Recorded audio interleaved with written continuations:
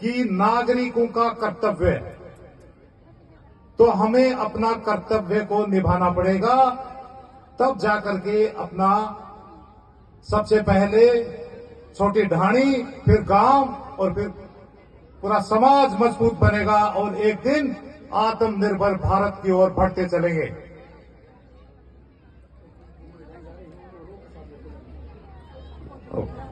ये जितनी भी महिलाएं अभी जा रही हैं, उनसे मेरा आग्रह है कि यहां से प्रसाद ग्रहण करके ही जाएंगी। मेरे ग्रामवासियों, मैं आप सबसे मेरे दिल की कुछ बातों को शेयर करना चाहूंगा कि मैं ऑर्डिनरी सूबेदार मेजर गंगाराम अधाणा इसी गांव का निवासी हूं और आप सबका ये उत्साह और प्रेम देख करके जो मुझे एक कार्यक्रम मिला था, इसको देख करके मैं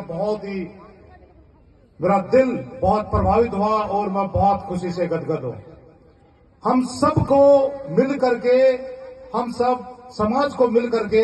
और ऐसा एक मानव समाज का संगठन करना है जो भगवान के ऊपर भरोसा रखे और इस संसार की कोई परवाह न करे। इसलिए एकता और एकजुटता से ही हम आगे बढ़ेंगे और बढ़ते चले जाएंगे।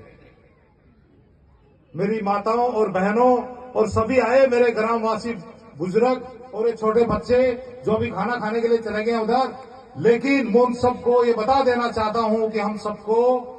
ये इन छोटी छोटी चीजों के ऊपर ध्यान देना पड़ेगा कि अपने बच्चों को कैसे मजबूत बना सकते हैं, अपने बच्चों को कैसे एक योद्धा बना सकते हैं, अपने बच्चे को कैसे एक सही गाइडलाइन पर लेकर आ सकते हैं। और ये सब माताओं की जिम्मेवारी बनती है और बच्चों को उठाना पड़ेगा, सुबह जल्दी मेहनत करानी पड़ेगी, स्पोर्ट्स में भेजना पड़ेगा, 2 टाइम पसीना निकालना पड़ेगा, तब जाकर के फिट इंडिया और अपना भारत देश मजबूत भारत बनता चला जाएगा। मैं इस विषय के ऊपर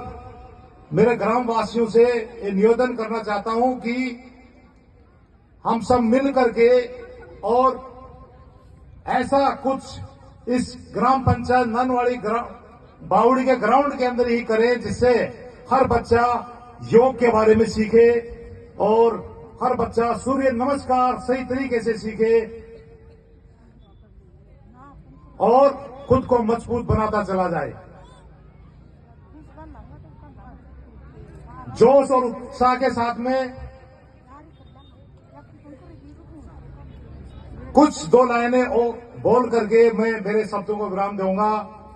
आसमान में सर उठाकर घने बादलों को चीरकर रोशनी का संकल्प ले, अभी तो सूरज उगा है। दृढ़ निश्चय के साथ चलकर हर मुश्किल को पार कर घोर अंधेरों को मिटाने, अभी तो सूरज उगा है। ये निकलना पड़ेगा ताकत के साथ और हमें दिन रात मेहनत करनी पड़ेगी, अपने शरीर को मजबूत बनाना पड़ेगा और कठिन परिश्रम करना पड़ेगा, तब जाकर के एक समाज मजबूत बनता है।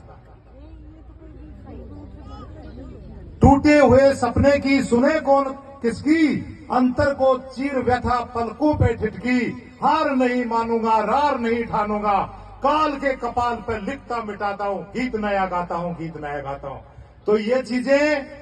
हम सबको एक समाज के अंदर जोड़ने के लिए, हम सब एक हैं और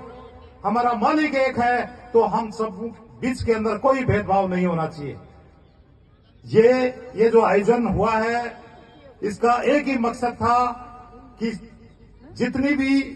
अपनी ग्राम की महिलाएं अपने घर से कलश यात्रा में आई हैं कि यहां पर सबको संगम हो, संगम होने के बाद एक दूसरे को पहचाने, एक दूसरे के फोन नंबर आपस में होने चाहिए, अपनी दोस्ती और प्रेम भाईचारा को आगे बढ़ा करके और अपने